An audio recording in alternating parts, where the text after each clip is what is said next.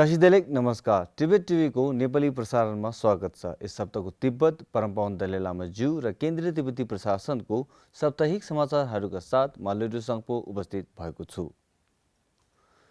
सुरु गरौँ यस हप्ताका प्रमुख समाचारहरू संक्षेपमा।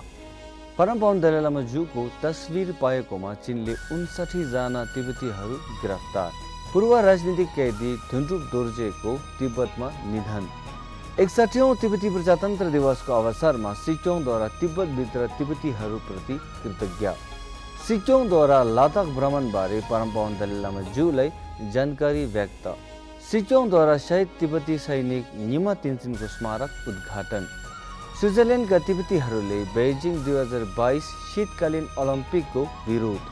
प्रतिनिधि मुटुप छिरिङद्वारा USAIDको उपसहायक प्रशासकसँग भेट।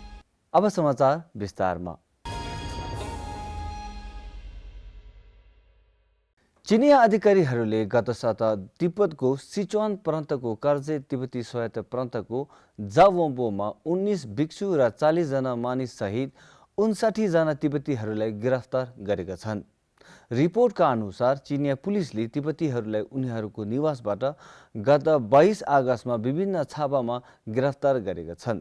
गिरफ्तार भिक्षुमध्ये लोडेन चुङलम, पल्ग्याप तेन्जिन लोसेल, पेन्डो लोसेर, छोचोक गान्देन, शेराप जम्पेल, डालो, छोपा, सोनम गालक र तेन्जिन नोर्बुको रूपमा परिचित छन्।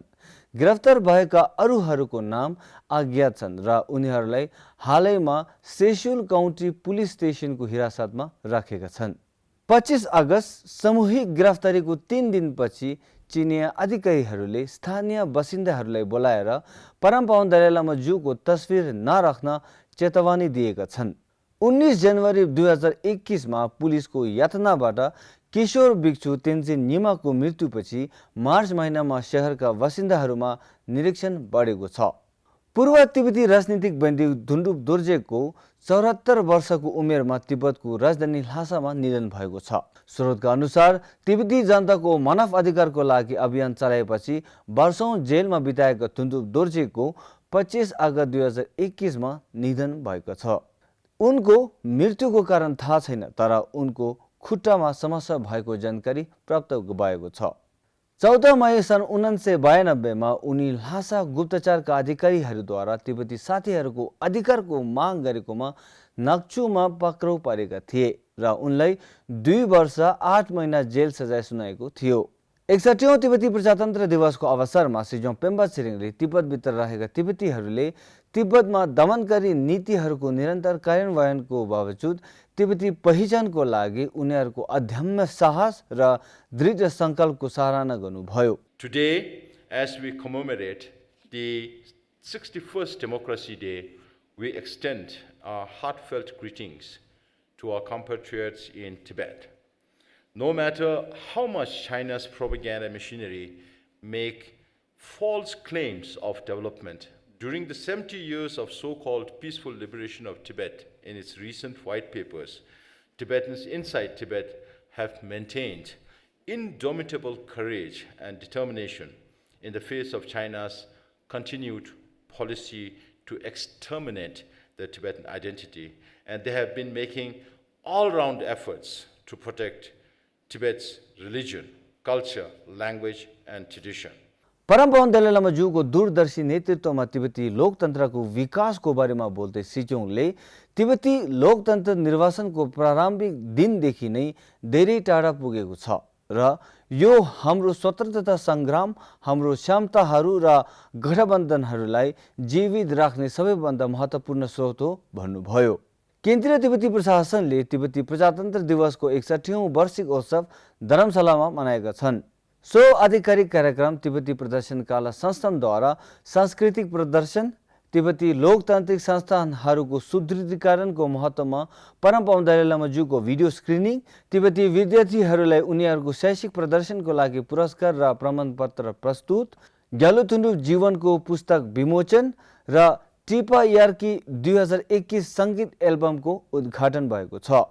यस हप्ता बुधबार सिचोङ पेम्बा छिरिङले लद्दाखको भर्खरै सम्पन्न भएको पहिलो आधिकारिक भ्रमणको बारेमा परम पावन दलाई लामा ज्यूलाई जानकारी गराउनु भयो र सिचोङको जिम्मेवारी सम्हालेपछि उनले गरेका गतिविधिहरूको बारेमा जानकारी गराउनु भयो।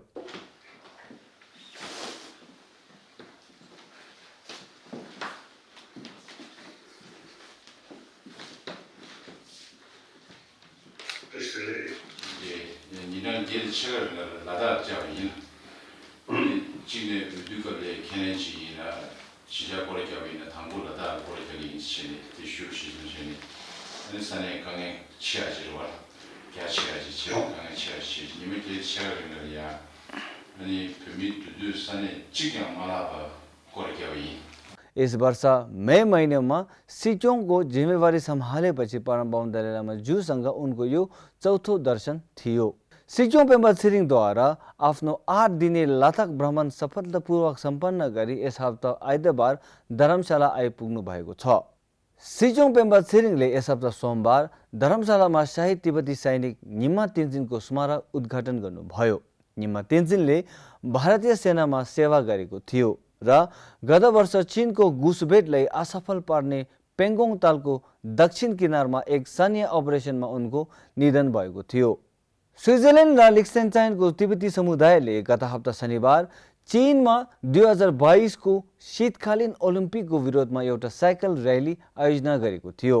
सबै तिब्बती शहीदहरूको सम्मानमा 80 भन्दा धेरै साइकल यात्रीहरूले तिब्बती आत्मदाहन गर्नेहरूको तस्विर छापिएको टी-शर्ट लगाई ज्युरिक शहरको मुख्य स्टेसनबाट चीनको वाणिज्य दूतावाससम्म र्याली गरेका थिए। तिब्बती समुदायका सदस्यहरूले अन्तर्राष्ट्रिय ओलम्पिक कमिटी लगायत अन्तर्राष्ट्रिय समुदायलाई चीनिया कम्युनिस्ट शासनले दबाएका मानिसहरूको आवाजलाई ध्यान दिन आग्रह गरेका छन्। प्रतिनिधि उङरुप छिरिङ र सचिव टसी डुन्डुपले अञ्जली कौर, युएसएड एसियाका नयाँ सहायक प्रशासक र जो टेलरसँग यस हप्ता बुधबार भेट गरेका छन्। प्रतिनिधि उङरुप छिरिङले युएसएडद्वारा केन्द्रीय तिब्बती प्रशासनलाई समर्थन गरेकोमा धन्यवाद दिनुभयो। प्रशासनका डिजिटलाइजेसनको लागि ठूलो प्रत्यक्ष कोष र सिचोङको दृष्टिकोणहरूको सम्भावनाहरूबारे छलफल गरेका छन्।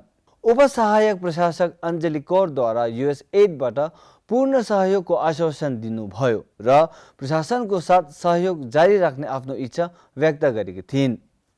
हस्त आजको लागि नेपाली साप्ताहिक समाचार यति नै। अर्को हप्ता फेरि भेटौँला। टसी देलेक नमस्ते।